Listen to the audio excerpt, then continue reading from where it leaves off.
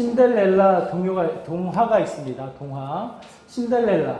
혹시 그 이야기를 모르시는 분이 계신가요? 신데렐라. 신데렐라 이 이야기를 접할 때 이런 마음, 이런 그 질문 안 드셨어요? 콩쥐팥쥐가 먼저일까? 신데렐라가 먼저일까? 그런 질문, 그런 궁금증 없으셨어요? 저만 있었나요? 너무 비슷하잖아요, 내용이. 그렇지 않아요? 안 비슷해요? 혹시 내용을 모르시나요? 그 계모와 함께하는 그 언니가 이 신데렐라를 괴롭히잖아요. 그 착한 신데렐라를 괴롭히면서 이제 누구의 도움을 받아 다시금 이 선한 마음이 이 열매를 맺는 어떤 그런 이야기들. 이 마음의 큰 배경의 이 문제의 시점은 시기 질투에 놓여져 있습니다. 시기 질투. 그냥 얼굴도 예쁘고 착한 애가 그냥 미운 마음. 여러 가지 형태의 시기가 이 죄를 범하게 되어지고 미움이 싹터서 결국은 괴롭히는 일까지 벌어지는 형태가 벌어져요. 저는 이 이야기를 이렇게 접할 때마다 정말 우리나라 콩쥐팥쥐가 먼저일까? 신데렐라가 먼저일까? 왜 이런 유사한 이야기가 전혀 다른 유럽 땅과 우리 한국의 같이 이야기가 주어졌을까? 정말 많은 생각이 들었어요. 잠깐 제가 조사를 해보니까 17세기, 1600대에 신데렐라가 이렇게 나왔다면 그 전부터 비슷한 이야기가 있었대요. 우리나라 콩쥐팥쥐가 아니라 중국의 9세기에, 이미 9세기에 비슷한 이야기가 놓여 있었다고 합니다. 유양잡조라는 이야기예요. 유양잡조. 아주 유사한 비슷한 이야기가 있대요. 근데 이 세 개의 이야기만 있는 게 아니라 전 세계를 조사해 보니 700여 개의 비슷한 유사한 이야기가 있더라라고 통계에 나왔어요. 조사에 나왔어요. 조사에. 그게 무슨 조사일까 좀 살펴보니까요. 전 세계적으로 비슷한 일반적인 이야기가 그곳에 담겨져 있다는 뜻이죠. 무엇이 담겨져 있나요? 시기와 질투의 마음.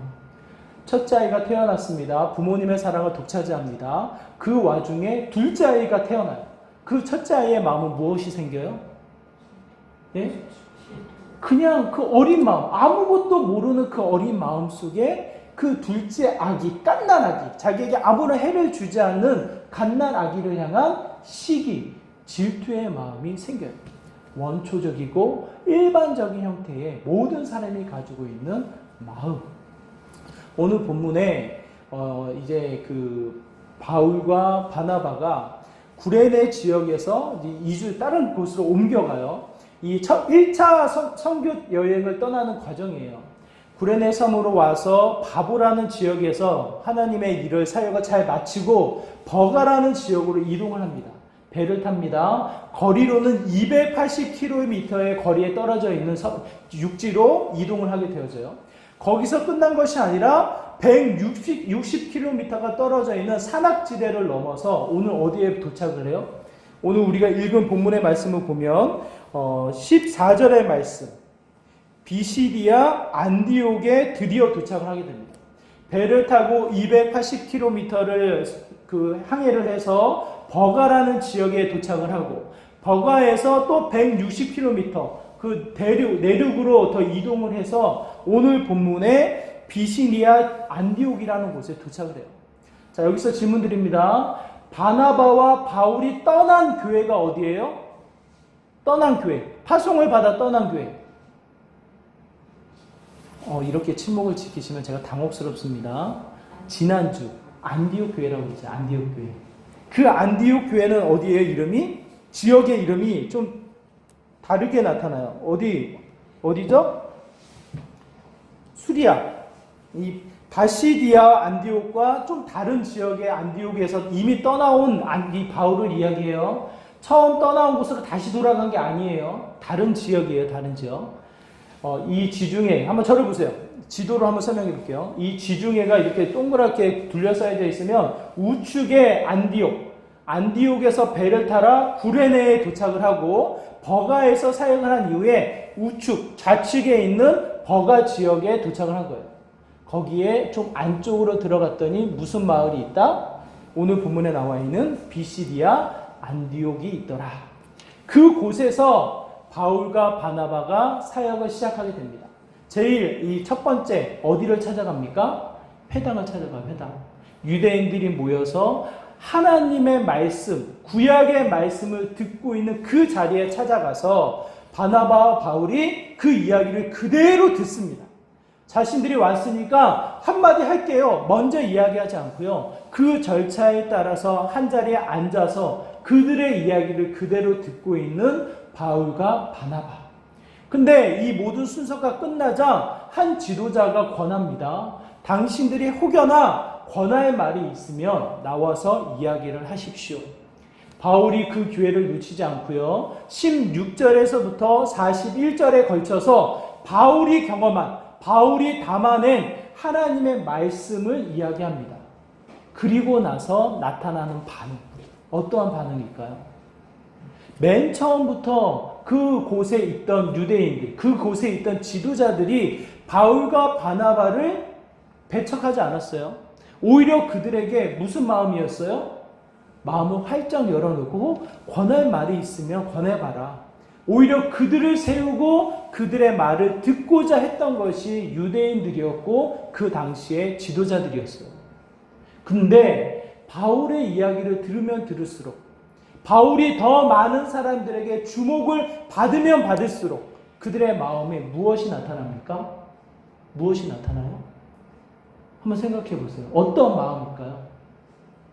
우리가 읽진 않았지만 우리 본문의 이 배경을 보면 45절의 말씀이 그 모습을 나타납니다. 바울에게 찾아온 상황, 44절이 이렇게 이야기해요. 그 다음 안식일에는 온 시민이 거의 다 하나님의 말씀을 듣고자 하여 모이니, 누구의 말을 듣고자 하여 모였어요? 바울과 바나바. 바울의 말을 듣고자 하여 그곳에 있던 모든 사람들이 대부분 회당으로 모이게 되었다라는 이야기예요. 이것 봐라. 이 무슨 일이야? 이 마음을 보고 오늘 45절에서 유대인들, 그 당시의 지도자들의 마음이 어떠한지를 이야기합니다. 45절의 말씀 한번 같이 볼까요? 함께 읽겠습니다. 시작.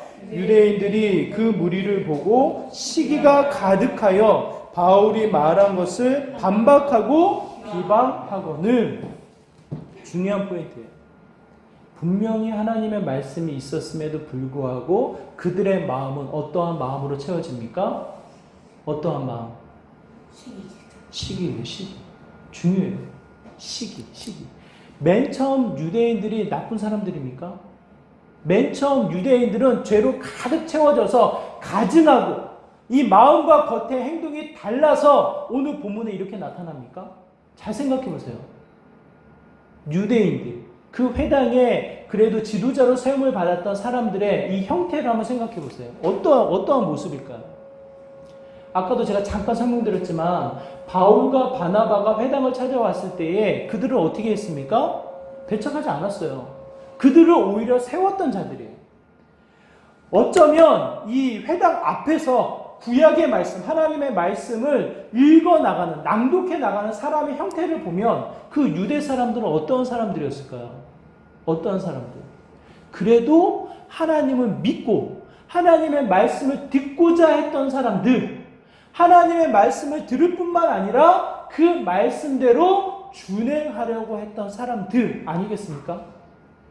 생각해 보세요. 그 자리에서 말씀을 읽어나가는 지도자의 모습은 어땠을까? 지도자의 모습. 나름대로는 존경을 받고 하나님을 믿는, 하나님을 섬기는, 하나님의 말씀대로 살아가는 삶의 형태에 인정을 받는 사람이 아니었겠습니까? 나쁜 사람이 아니라고요. 우리가 생각했던 가증한 사람들이 아니었다고요. 그럼에도 불구하고 그 마음에 무엇이 생겨요? 무엇이 생겨요? 시기가 생겨요. 시기가 생겨서 그들을 비방하고 그들을 받아들이지 못하고 공격하는, 그들의 이야기에 집중하지 못하고 그냥 이 어린 마음에 둘째가 태어나서 그 둘째 아이가 뭘 잘못했나요? 큰 아이는 아주 못된 아이였나요? 그렇지 않아요. 그냥 그 마음의 시기가 꼬집게 만들고 그 마음의 시기가 때리게 만들고 오늘 본문의 상황이 그대로 펼쳐져 있는 모습이 아닌가 싶습니다. 시기가 가득하여 바울이 말한 것을 반박하고 비방하였다. 저는요, 이 당시에 유대인들이 특별하게 못나서 잘못돼서 옹졸해서 이와 같은 반응을 보이는 것이 아니라 똑같은 우리의 마음 가운데 펼쳐져 있는 모습이 아닐까라는 생각이 들어요.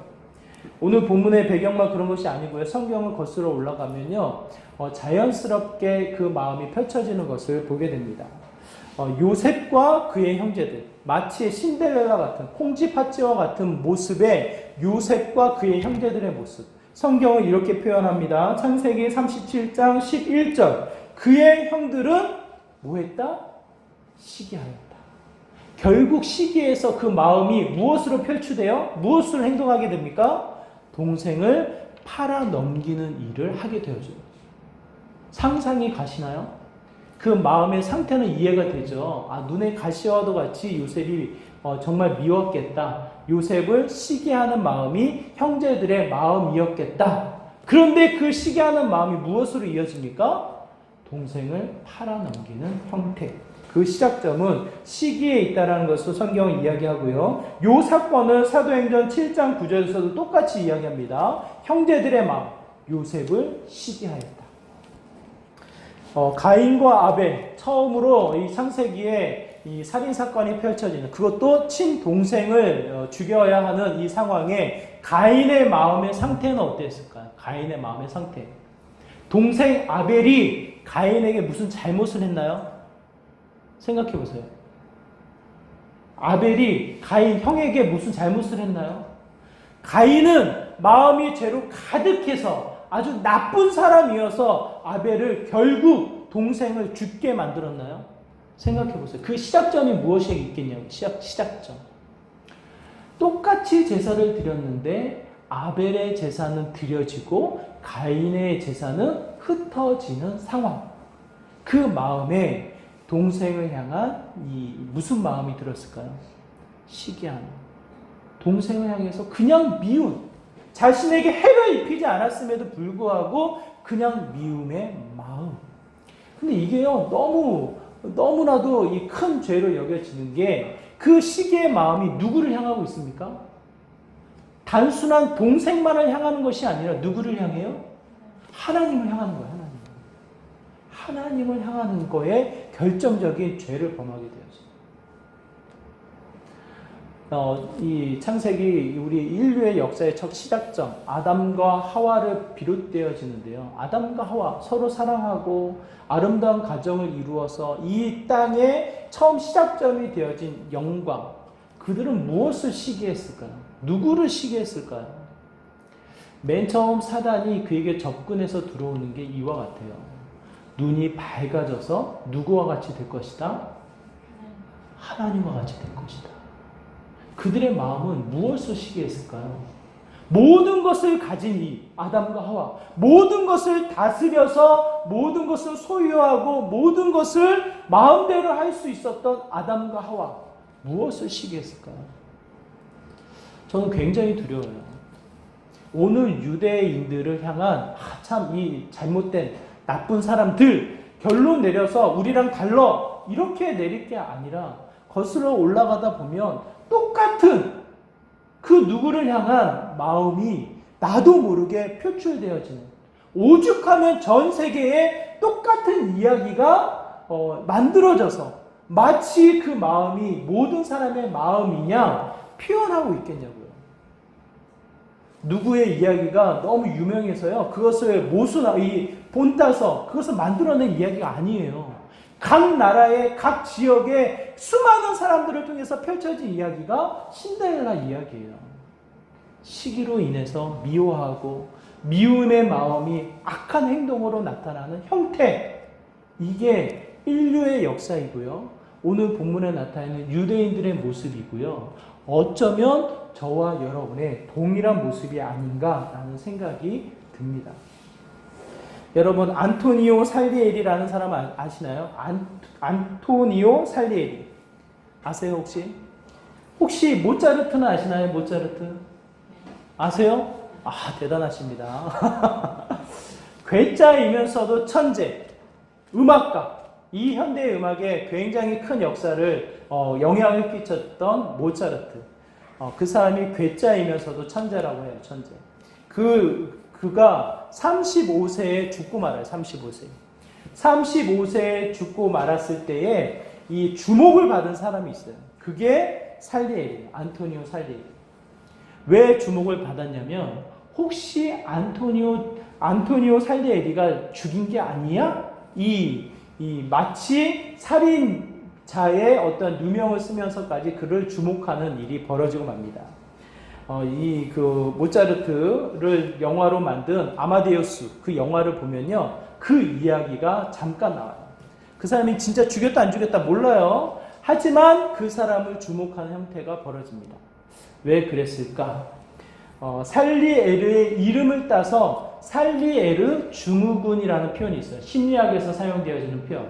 살리에르 증후군. 이것은 무엇을 의미하냐면 1등이 되지 못하고 2등이 된 자에 대한 마음, 심리 상태를 가리켜서 살리에르의 증후군이라고 이야기를 해요. 이게 무슨 뜻일까요? 안토니오 살리에르도 음악가예요. 이탈리아 음악가. 이 명성을 여러분이 듣지 못하셨나 본데요. 그의 제자들을 제가 한번 나열해 볼게요. 안토니오 살리에르의 제자가 이렇습니다. 슈베르트, 베토벤, 리스트.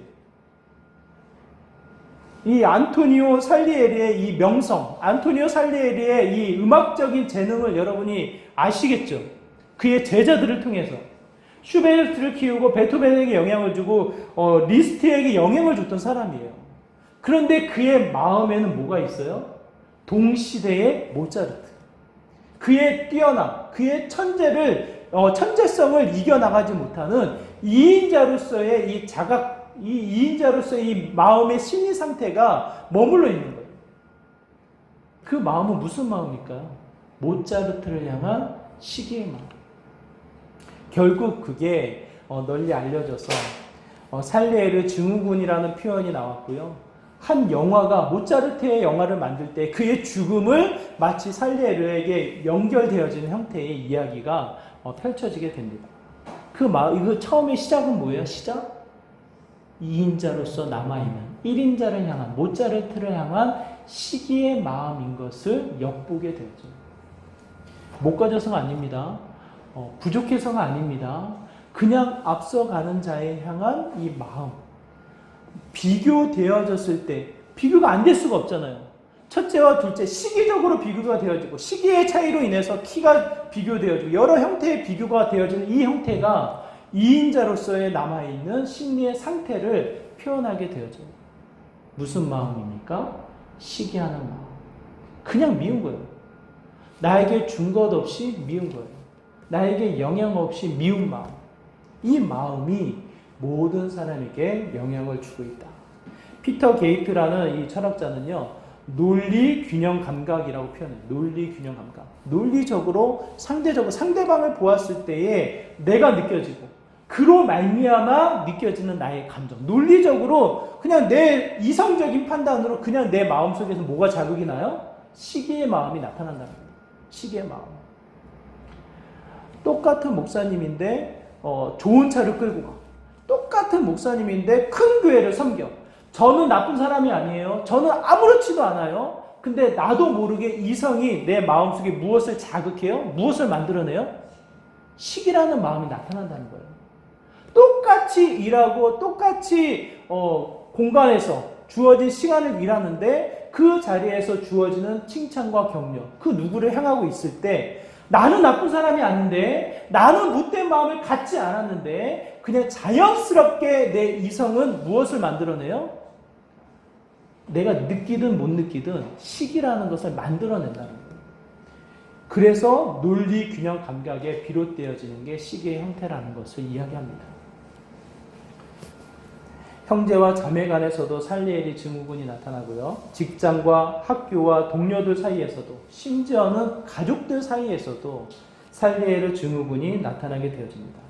야고보서 3장 16절에서는 이렇게 표현하고 있어요. 시기와 다툼이 있는 곳에는 혼란과 모든 악한 일이 있음이라. 그 마음이 결국은 우리의 삶을 복잡하게 만들고요. 그 마음이 우리의 삶 가운데 우리의 영혼을 병들게 만든다는 것을 이야기합니다. 한번 생각해 보세요. 내 삶의, 내 일상의 나의 모습은 어떠한지를 생각해 보세요. 자유롭지 않습니다.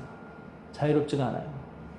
학교에 있는 친구들 사이에서도, 내가 일하는 직장 동료들 사이에서도, 교회 안에서도, 심지어는 가족들, 형제들 간의 관계 속에서도 나도 모르는 이성이 그 시기의 마음을 끄집어 당기고요. 잠깐 그것을 주목하고 잠깐 그것을 느끼게 되어지면 나도 모르게 악한 행동이 비방과 방해와 박해로 이어지는 것을 보게 되어집니다. 빌라도가 예수님을 풀어주기 위해서 이 대제사장들, 장로들에게 물어요. 내가 이 명절에 따라서 한 사람을 풀어주게 되는데 누구를 풀어줄까? 예수를 풀어줄까? 물어요. 그 대제사장들, 그 장로들이 누구를 풀어달라고 합니까? 예? 그 당시의 강도, 가장 큰 죄를 범했던 자, 예수 말고요, 그 사람을 풀어주세요. 이렇게 이야기를 해요. 빌라도가 그 이야기를 듣고 뭐라고 대답을 합니까? 마태복음 27장 18절 정확하게 이야기해요. 그들의 시기로 예수를 넘겨준 줄 아미더라. 예수가 죄가 있어서가 아니라, 예수가 잘못해서가 아니라 그들의 시기로 말미암아 예수를 넘겨준 것을 분명하게 알았다. 빌라도가 그 자리에서 그렇게 마음의 고백을 합니다. 우리의 삶의 작은 시기가 얼마나 큰 악행과 이 죄의 구렁텅이로 우리를 치닫게 만드는지를 성경은 다시 한번 우리에게 이야기합니다. 여기서 중요한 것, 그 시기의 문제, 그냥 나도 내 자신이 원하지 않는데도 불구하고 이성이 그것을 끄집어 당기는데 이 시기의 문제를 어떻게 해결할 수 있겠냐고요. 어떻게 해결할 수 있어요? 내가 일부러 가져오지 않는다니까요. 내 감정을 일부러 만들어내지 않는다니까요. 자연스럽게 인류의 모든 사람이 느껴지는 상황이에요. 어린 아이의 원초적인 본능에서부터 모든 인류의 사람이, 이성을 가지고 있는 모든 사람들이 느껴지는 이 감정을, 이 죄악의 마음을 어떻게 해결할 수 있겠냐고요. 어떻게 해결할 수 있어요, 여러분? 스스로 비우고 많은 것을 가지고 그 사람보다 더 뛰어나면 내 시기의 마음이 사라집니까? 절대로 그렇지 않아요. 천재 이 모차르트를 앞에 둔 이 음악가는 절대로 그것을 해결하지 못했어요. 평생의 이 짐을 지고 가는 형태를 보게 되어집니다. 무엇이 해결하게 됩니까? 오늘 본문에 나와 있는 바울을 주목하세요. 바울이 똑같은 유대인 사람이었잖아요. 똑같이 비방하고 똑같이 방해했던 사람이었잖아요. 오히려 그 마음의 시작점은 하나님을 온전히 섬긴다라는 표현으로 그 시기와 그 마음을 합당히 여겨서 합리적으로 그 비방을 나타냈던 사람이 바울이었잖아요. 근데 그 바울이 성경을 펼쳐요. 그 바울이 앉아있는 유대인들에게 선포를 합니다. 무엇을 주목하게 합니까? 한번 보세요. 16절의 말씀을 한번 성경의 눈으로 따라가시면서 한번 쭉 보세요. 16절에서부터 이 바울이 설교를 진행하게 되는데 17절 어떠한 내용입니까? 이름은 언급되어 있지 않지만 그들이 너무나도 잘 알고 있는 사람, 그 사람을 떠올리게끔 이야기를 해요. 17절 누구가 떠오릅니까? 우리의 조상을 택하시고 누구예요? 우리의 조상을 택하시고 누구를 이야기해요? 아브라함. 우리는 헷갈리지만, 우리는 이게 희미하지만 이 당시의 유대인들, 율법과 선지자의 글을 이 안식일마다 듣고 읽고 마음에 새겼던 이들은 너무 선명하게 떠올라. 아브라함. 뒤에 이어서 애굽 땅에서 나그네된 그 백성을 높여 큰 권능으로 인도하여 내신 누구예요? 하나님이 누구를 통해서 일하셨어요? 모세가 떠오르는 거예요. 모세를 통해서 일으키신 출애굽 사건. 이 유대인들이 너무나 선명하게 그것을 기억하게 됩니다. 18절 광야에서 약 40년의 이 시간들 누구를 떠오릅니까? 뭐예요? 40년의 광야 생활. 40년의 광야 생활을 떠오르게 되어지고 19절 뭐예요? 가나안 땅 7 족속을 멸하사 그 땅을 기업으로 주시기까지 뭐예요? 가나안 정복 사건. 여기에 있는 여호수아. 제가 이렇게 설명을 드려야 하지만 유대인들은 그냥 들으면 그 자리에서 바로바로 생각이 나는 거예요. 구약의 이 이야기들이. 그 후에 펼쳐져 있는 20절 사사시대, 사무엘을 통해서 마무리되어지는 사사시대. 21절, 22절은 어떠한 시대가 펼쳐집니까? 왕족시대. 사울 왕을 비롯해서 다윗 왕을 세워진 하나님의 나라가 비롯되어지는 왕족시대의 이야기를 걸쳐서 이야기를 합니다. 이 17절에서부터 22절까지의 말씀을 다시 한번 이걸 줄이면 뭐예요? 어떠한 말씀이 나타납니까? 구약이에요, 구약. 그쵸? 이 구약의 역사를 통해서 이 바울이 주목시키고자 하는 게 뭡니까? 23절의 말씀. 우리 23절의 말씀 한번 다 같이 읽어볼게요. 같이 있습니다. 시작. 하나님이 약속하신 대로 이 사람의 후손에서 이스라엘을 위하여 구주를 세우셨으니 곧 예수니라. 이들이 너무나도 잘 알고 있는 율법, 그들이 이 역사를 통해서 매일 듣고 마음에 새기며 입에서 입으로 자녀들에게 읽혀주었던 하나님의 말씀, 선지자의 글, 그것을 통해서 무엇을 주목하게 되어져요? 예수 그리스도. 이게 합당한 논리인지 한번 여러분 생각해 보세요. 우리가 이미 살펴본 말씀이에요. 8장에 보면 빌립이 나옵니다. 빌립이 성령의 인도하심에 따라서 광야로 가게 되어져요. 아무도 없는 곳에서 누구를 만납니까? 에디오피아의 관료 네시를 만나게 돼요. 그렇죠? 그렇잖아요. 그 네시가 뭘 하고 있어요? 선지자의 글을 읽고 있어요. 이사야의 글을 읽고 있어요. 이사야의 글을 읽으면서 빌립을 만나자 빌립에게 제일 먼저 하는 질문, 무슨 질문입니까? 여러분 잘 생각해 보세요. 무슨 질문을 해요? 이 이사야의 글을 읽다 보니까 누군가를 가리키는데 자신을 가리키는 거냐? 아니면 다른 사람을 가리키고 있는 거냐? 그 누군가를 향해서 물어보고 있단 말이에요. 그게 누구냐? 에디오피아 관료인 네시가 물어보고 있다고요. 구약의 말씀, 창세기에서부터 말라기에 이르는 구약의 말씀을 가만히 읽다 보면 질문이 생겨요. 누구를 가리키는 거냐? 누구를 가리키는 거냐? 하나님이 약속하신 메시아는 대체 누구냐라는 그 질문이 나옵니다. 그 질문의 답이 뭡니까? 23절에 예수니라. 좀 뜬금없죠? 우리의 이 본능의 이 시기라는 죄의 근성을 해결하기 위해서 어떻게 해야 합니까? 제가 질문을 던졌는데 바울의 설교를 다시 한번 주목해 보니까 전혀 다른 느낌의 예수를 가리켜요. 예수. 제가 잘못된 건지 한번 살펴보세요. 그들의 생각을 이 바울은 다시 끄집어 당기고 있어요. 예수를 주목하도록. 구약의 역사를 통해서 예수를 23절에 주목하고요. 24절부터는 너희들이 경험한 신약, 너희들이 경험한 세례 요한, 너희들이 경험한 예수 그리스도의 죽음, 너희들이 다시 한번 살펴봐라.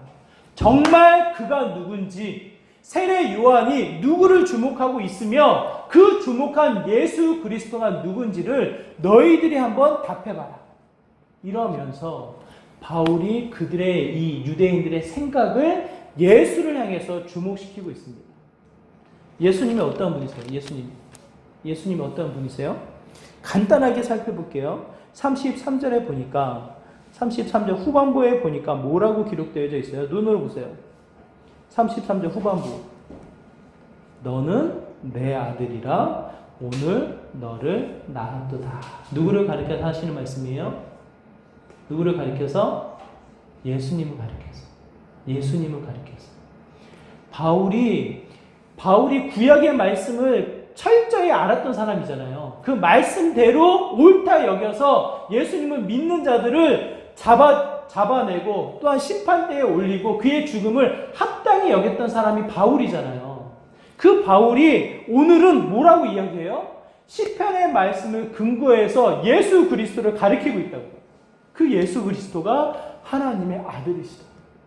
말로만 하나님의 아들이심이 아니라 시편이 이야기하고 있듯이 뭐예요? 34절, 35절, 36절, 37절 이 4절의 말씀이 무엇을 가리킵니까? 썩지 않는 예수 그리스도, 부패하지 않는 예수 그리스도. 무엇을 의미해요? 십자가 달려 죽은 듯 싶지만 그 예수 그리스도가 죽었다 살았다? 살았다. 다시 하나님이 일으키셔서 참 생명의 소유자로, 참 생명의 승리자로, 참 생명을 주관하는 자로 하나님이 세우셨다. 그는 썩지 않는 분이시다. 예수 그리스도를 선포합니다. 강조해요. 하나님의 아들이심을 이야기하고 그 아들이 어떻게 죽을 수가 있냐? 십자가에 달려 죽은 듯 싶지만 그 시체 너희들이 본 적 있냐? 그 십자가 사라지지 않느냐? 그 예수님이 부활하셨다. 죽음을 이기시고 우리들의 눈앞에 다시 살아나셔서 이 생명을 주관하시는 자로 세움 받으셨다라는 것을 이야기를 합니다. 그 분이 어떻게 하셔요? 그 분이 어떻게 하셔요? 38절, 39절.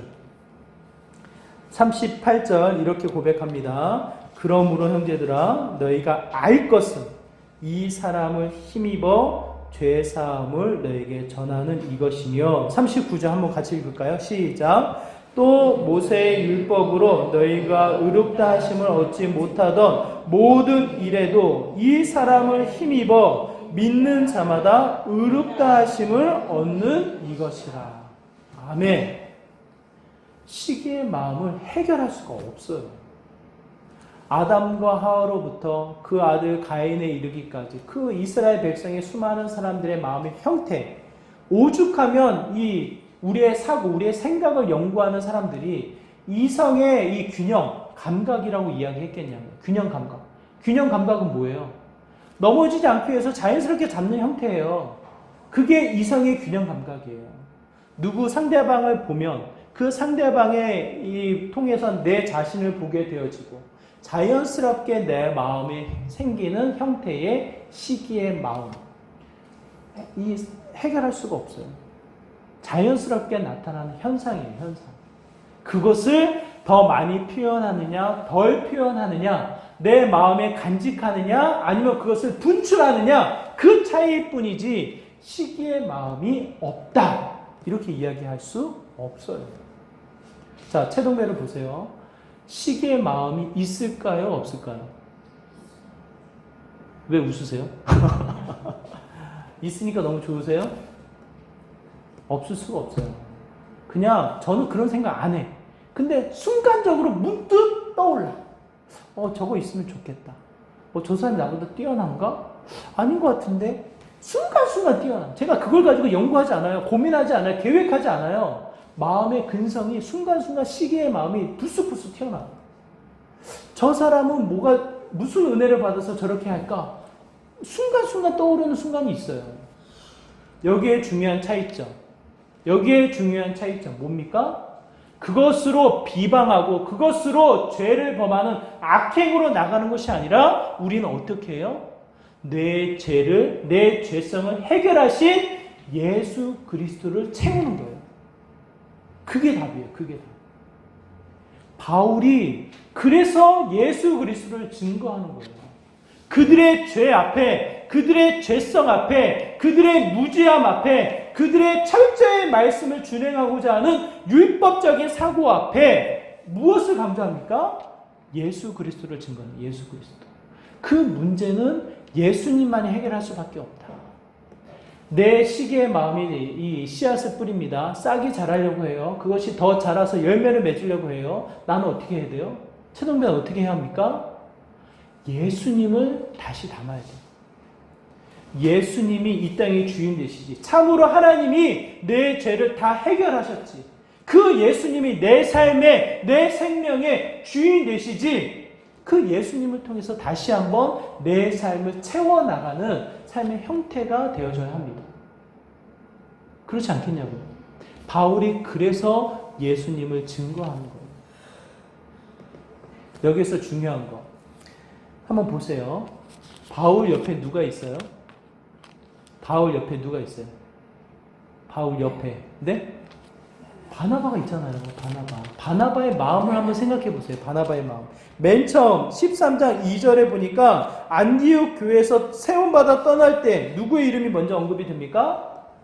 바나바와 사울이에요. 바나바와 사울. 성경을 보세요. 13장 2절. 바나바와 사울이에요. 근데 13절. 이 구레네 섬을 떠나서 버가에 머물고 버가의 이 여행의 일정을 담아낼 때 뭐라고 기록되어져 있어요? 13장 앞부분에 뭐라고 되어져 있어요?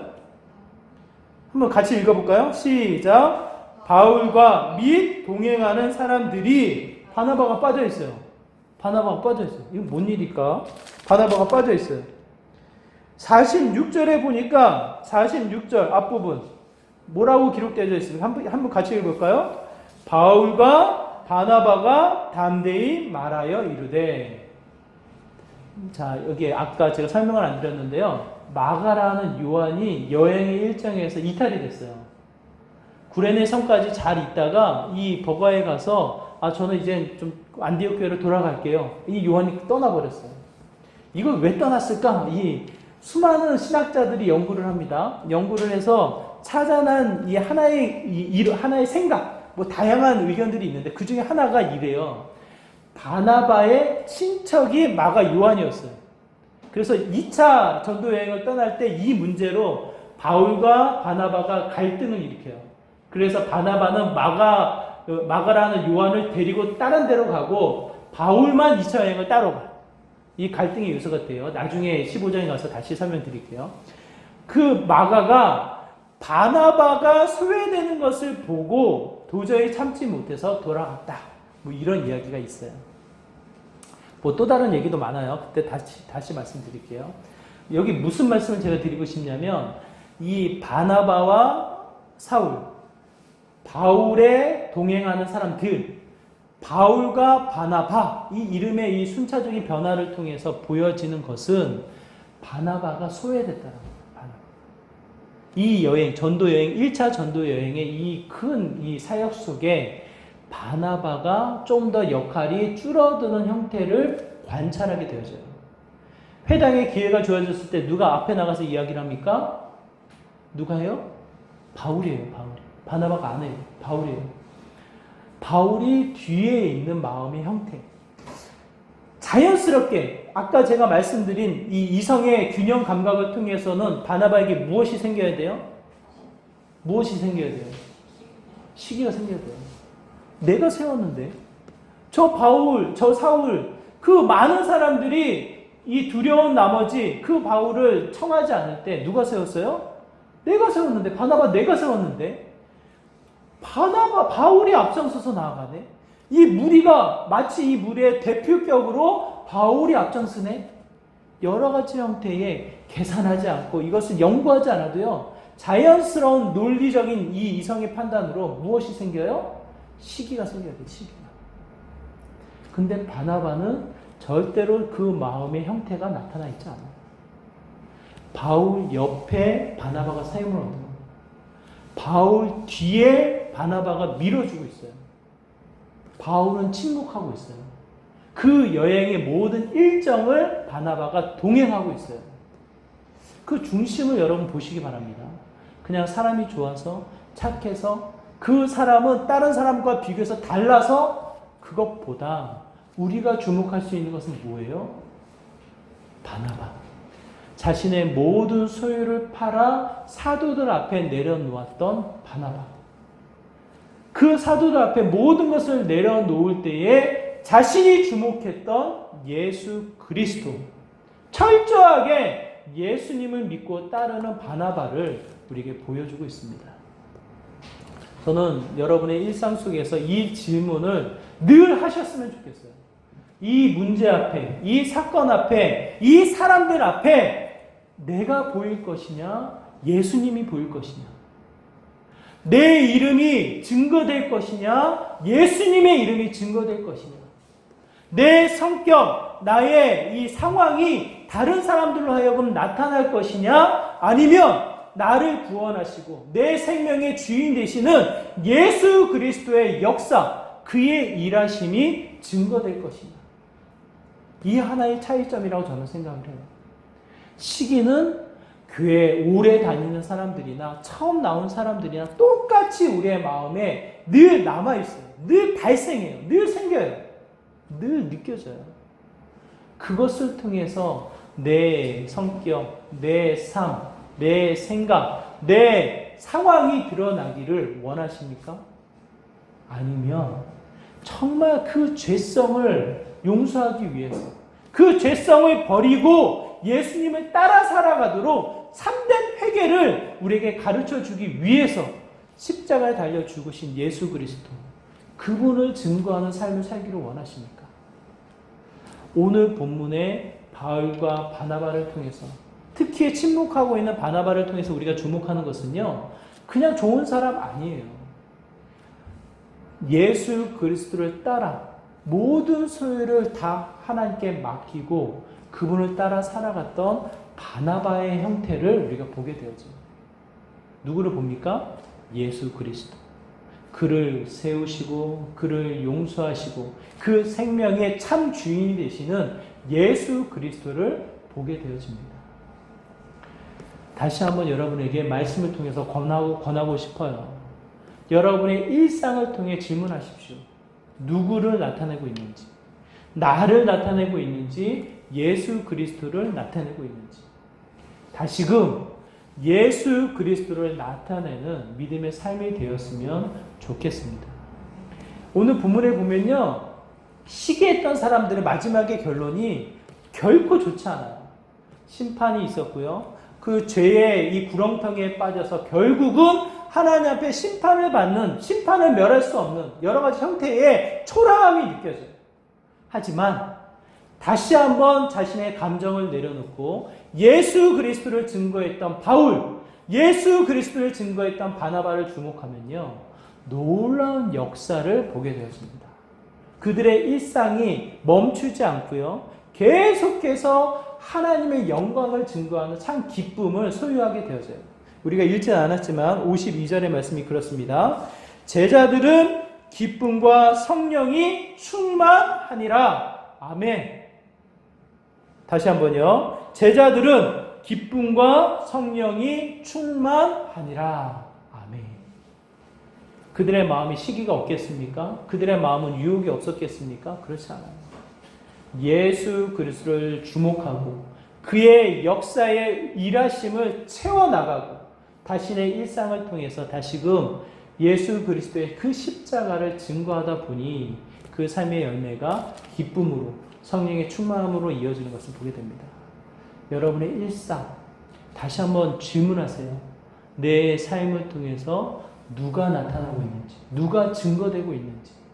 다시 한번 그 일상을 통해 예수 그리스도가 증거되는 믿음의 삶이 되기를 바랍니다. 그 안에 기쁨, 성령의 충만한 하나님의 일하심의 역사가 있는 믿음의 복된 삶인 것을 고백합니다. 다시 한번 말씀을 기억하면서 우리가 함께 기도하기를 원하는데요. 그렇습니다. 우리의 삶은 시기로, 유혹으로, 다툼으로, 비방으로, 갈등으로 이어지는 경우가 많습니다. 다시금 그 마음을 주님 앞에 회개합니다. 그 마음을 주님 앞에 내려놓습니다. 다시 한번 예수 그리스도로 채워나가는 믿음의 삶이 되게 하여 주시고 예수 그리스도만이 증거되어지는 승리의 삶을 허락해 주옵소서라고 이와 같은 마음으로 다시 한번 내 영혼에 주님을 초대하는 마음, 주님을 초대하고 주님을 함께 동행하고자 다짐하는 마음으로 이 시간 함께 기도하며 나가도록 하겠습니다. 함께 기도하겠습니다. 하나님 아버지, 이 시간 우리의 마음을 주님 앞에 드립니다. 다시 한번 우리의 마음을 지켜보고 내 마음을 관찰해 보면 여러 가지 상황에 매여서 시기요, 질투요, 다툼이요, 미움이 내 마음에 가득 채워지는 것을 보게 됩니다. 하나님, 그 모습이 얼마나 초라합니까? 얼마나 그 모습이 악한 마음으로, 죄된 마음으로 우리의 마음이 비참하게 되어집니까? 다시 한번 주님 앞에 회개합니다. 주님 앞에 모든 것을 내려놓습니다.